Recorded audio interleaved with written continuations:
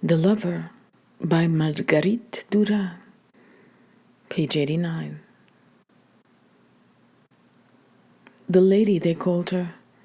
She came from Savannah Ket. Her husband was posted to Vinh Long. For a year, she wasn't seen there. Because of the young man, the assistant administrator in Savannah Ket. They couldn't be lovers anymore, so he shot himself. The story reached the new posting in Vinh Long. The day she left Savannah Ket for Vinh Long, a bullet through the heart. In the main square, in broad sunlight, because of her young daughters and her husband's being posted to Vinh Long, she told them it had to stop. It goes on in the disreputable quarter of Cholon every evening. Every morning the little slut goes to have her body caressed by a filthy Chinese millionaire. And she goes to the French high school too, with the little white girls, the athletic little white girls, who learn the crawl in the pool at the sporting club. One day, they'll be told not to speak to the daughter of the teacher in Sadek anymore. During recess, she looks towards the street, all on her own, leaning against a post in the schoolyard. She doesn't say anything about it to her mother. She goes on coming to school in the black limousine belonging to the Chinese in Cholon. She watches it go. No one will break the rule. None of the girls will speak to her. The isolation brings back a clear memory of the lady in Vinh Long. At that time, she had just turned 38, and the child was 10. And now, when she remembers, she's 16. The lady's on the terrace outside her room, looking at the avenues bordering the Mekong. I see her when I come home from catechism class with my younger brother. The room is in the middle of a great palace with covered terraces.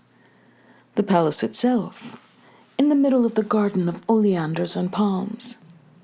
The same distance separates the lady and the girl in the low-crowned hat from the other people in the town, just as they both look at the long avenues beside the river. So they are alike in themselves, both isolated, alone, queen-like. Their disgrace is a matter of course.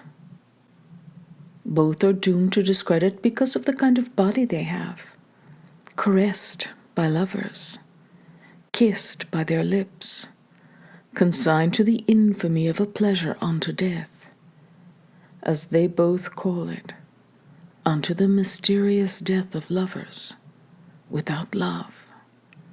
That's what it's all about, this hankering for death. It emanates from them, from their rooms, a death so strong its existence is known all over the town, in outposts up country, in provincial centers, at official receptions, and slow-motion government halls. The lady has just started giving official receptions again. She thinks it's over, that the young man in Savannah Ket is a thing of the past. So she started giving evening parties again, the ones expected of her so that people can just meet occasionally, and occasionally escape from the frightful loneliness of serving in outposts up country, stranded amid checkered stretches of rice, fear, madness, fever, and oblivion. In the evening, after school, the same black limousine, the same hat at once impudent and childlike, the same lame shoes, and away she goes to have her body laid bare by the Chinese millionaire. He'll wash her under the shower, slowly, as she used to wash herself at home, at her mother's, with cool water from a jar he keeps especially for her. Then he'll carry her, still wet, to the bed. He'll switch on the fan and kiss her more and more, all over. She'll keep asking again and again, and afterwards, she'll go back to the boarding school, and no one to punish her, beat her, disfigure, or insult her. It was as night ended that he killed himself in the main square, glittering with light. She was dancing. Then daylight came, skirted the body. Then, with time, the sunlight blurred its shape. No one dared go near. But the police will. At noon, by the time the tourist boats arrive, there will be nothing left. The square will be empty. My mother said to the head of the boarding school, "It doesn't matter, all that's of no importance. Haven't you noticed how they suit her? Those little old frocks, that pink hat, and the gold shoes." My mother's drunk with delight when she speaks of her children, and that makes her more charming than ever. The young teachers at the boarding school listen to her with passionate attention. All of them, says my mother, they all hang around her. All the men in the place, married or single, they hang around. Hanker after the girl, after something not really definite yet. Look, she's still a child. Do people talk of disgrace? I say, how can innocence be disgraced? My mother rattles on. She speaks of blatant prostitution and laughs at the scandal, the buffoonery, the funny hat, the sublime elegance of the child who crossed the river. And she laughs at what is irresistible here, in the French colonies. I mean, she says, this little white tart, this child hidden till then in outposts up country, and suddenly emerging into the daylight and shacking up in front of everyone with this millionaire Chinese scum, with a diamond on her finger, just as if she were a banker's wife. And she weeps. When she saw the diamond, she said in a small voice, "It reminds me of the little solitaire I had when I got engaged to my first husband." I say, "Mr. Dark?"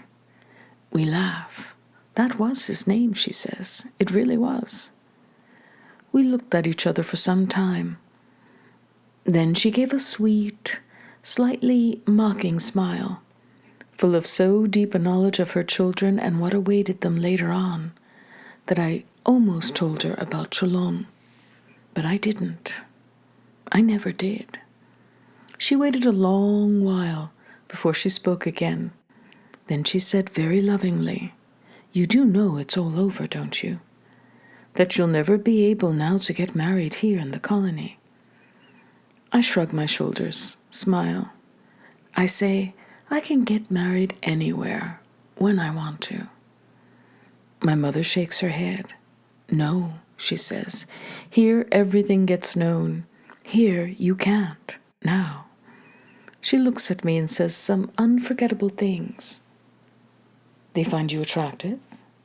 I answer, "Yes, they find me attractive in spite of everything." "It's then," she says, "and also because of what you are, yourself." She goes on, "Is it only for the money you see him?" I hesitate, then say it is only for the money. Again she looks at me for a long while. She doesn't believe me. She says, "I wasn't like you. I found school much harder, and I was very serious. I stayed like that too long, too late. I lost the taste for my own pleasure." It was one day during the vacation in Sadek. She was resting in a rocking chair, with her feet up on another chair. She made a draft between the door of the sitting room and the door of the dining room. She was peaceful, not aggressive. She'd suddenly noticed her daughter, wanted to talk to her. It happened not long before the end, before she gave up the land by the dike, not long before we went back to France. I watched her fall asleep. Every so often, my mother declares, "Tomorrow we'll go to the photographer's." She complains about the price, but still goes to the expense of family photos. We look at them. We don't look at each other, but we do look at the photographs, each of us, separately, without a word of comment. But we look at them. We see ourselves, see the other members of the family, one by one or all together. Look back at ourselves when we were very young, in the old photos. Then look at ourselves again in the recent ones. The gulf between us has grown bigger still. Once they've been looked at, the photos are put away with the linen in the closets. My mother has us photographed so that she can see if we're growing normally. She studies us at length, as other mothers do other children. She compares the photos, discusses how each one of us has grown. No one ever answers. My mother only has photos taken of her children, never anything else.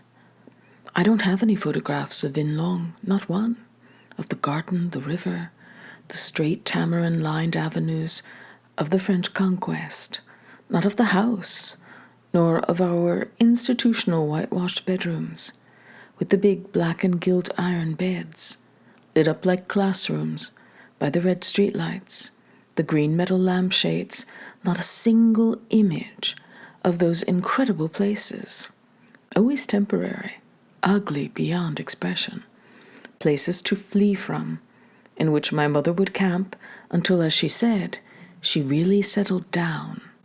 But in France, in the region she's spoken of all her life, and that vary according to her mood, her age, her sadness, between pas de Calais and entre deux mers. But when she does hold for good, when she settles down in the Loire, her room will be a terrible replica of the one in Sadek. She will have forgotten. She never had photos taken of places, of landscapes, only of us, her children. And mostly she had us taken in a group, so it wouldn't cost so much. The few amateur photos of us were taken by friends of my mother's, new colleagues just arrived in the colony, who took views of the equatorial landscape, the coconut palms, and the coolies, to send to their families. For some mysterious reason, my mother used to show her children's photographs to her family when she went home on leave. We didn't want to go and see them. My brothers never met them. At first she used to take me, the youngest, with her. Then, later on, I stopped going, because my aunts didn't want their daughters to see me any more on account of my shocking behavior. So my mother has only the photographs left to show. So she shows them, naturally, reasonably. Shows her cousins, her children. She owes it to herself to do so, so she does. Her cousins are all that's left of the family, so she shows them the family photos. Can we glimpse something of this woman through this way of going on? The way she sees everything through to the bitter end, without ever dreaming she might give up, abandon the cousins, the effort, the burden. I think we can. It's in this valor, human, absurd, that I see true grace. When she was old, too, gray-haired, she went to the photographer's alone and had her photograph taken in her best dark red dress and her 2 bits of jewelry, the locket and the golden jade brooch, a little round of jade sheathed in gold. In the photo, her hair is done nicely, her clothes just so. Butter wouldn't melt in her mouth. The better-off natives used to go to the photographers too, just once in their lives, when they saw death was near. Their photos were large, all the same size, hung in handsome gilt frames, near the altars to their ancestors. All these photographs of different people, and I've seen many of them, gave practically identical results. The resemblance was stunning. It wasn't just because all old people look alike, but because the portraits themselves were invariably touched up in such a way that any facial peculiarities, if there were any left, were minimized. All the faces were prepared in the same way to confront eternity, all toned down, all uniformly rejuvenated. This was what people wanted. This general resemblance, this tact would characterize the memory of their passage through the family, bear witness at once to the singularity and to the reality of that transit. The more they resembled each other, the more evidently they belonged in the ranks of the family. Moreover, all the men wore the same sort of turban. All the women had their hair scraped back into the same kind of bun. And both men and women wore tunics with stand-up collars. And they all wore an expression I'd still recognize anywhere. My mother's expression in the photograph with the red dress was the same. Noble, some would say. Others would call it withdrawn. They never speak of it anymore. It's an understood thing that he won't approach his father any more to let him marry her, that the father will have no pity on his son. He has no pity on anyone. Of all the Chinese immigrants who hold the trade of the place in their hands, the man with the blue terraces is the most terrible, the richest, the one whose property extends farthest beyond Sadek, to Cholon, the Chinese capital of French Indochina. The man from Cholon knows his father's decision and the girls are the same, and both are irrevocable. To a lesser degree, he begins to understand that the journey, which will separate him from her, is a piece of good luck for their affair, that she's not the marrying kind. She'll run away from any marriage. He must give her up, forget her, give her back to the whites, to her brothers. Ever since he'd been infatuated with her body, the girl had stopped being incommoded by it, by its thinness. And similarly, strangely, her mother no longer worried about it as she had before, just as if she, too, had discovered it was plausible after all, as acceptable as any other body.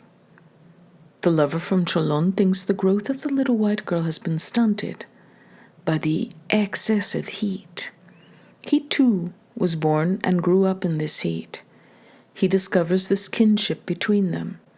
He says all the years she spent here in this intolerable latitude have turned her into a girl of Indochina, that she has the same slender wrists as they, the same thick hair that looks as if it's absorbed all its owner's strength, and it's long like theirs too.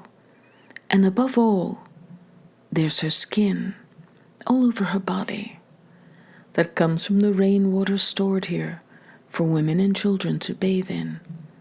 He says compared with the women here, the women in France have hard skin on their bodies, almost rough. He says the low diet of the tropics, mostly fish and fruit, has something to do with it too. Also the cottons and silks the clothes here are made of, and the loose clothes themselves, leaving a space between themselves and the body, leaving it naked, free. The lover from Cholon is so accustomed to the adolescence of the white girl, he's lost. The pleasure he takes in her every evening has absorbed all his time, all his life. He scarcely speaks to her anymore. Perhaps he thinks she won't understand any longer what he'd say about her, about the love he never knew before, and of which he can't speak. Perhaps he realizes they never have spoken to each other, except when they cry out to each other, in the bedroom, in the evening. Yes, I think he didn't know. He realizes he didn't know. He looks at her, goes on looking at her, his eyes shut. He inhales her face, breathes it in. He breathes her in, the child. His eyes shut, he breathes in her breath, the warm air coming out of her. Less and less clearly can he make out the limits of this body. It's not like other bodies. It's not finished. In the room, it keeps growing. It's still without set form, continually coming into being. Not only there, where it's visible, but elsewhere too, stretching beyond sight, toward risk, toward death. It's nimble. It launches itself wholly into pleasure, as if it were grown up, adult. It's without guile. And it's frighteningly intelligent.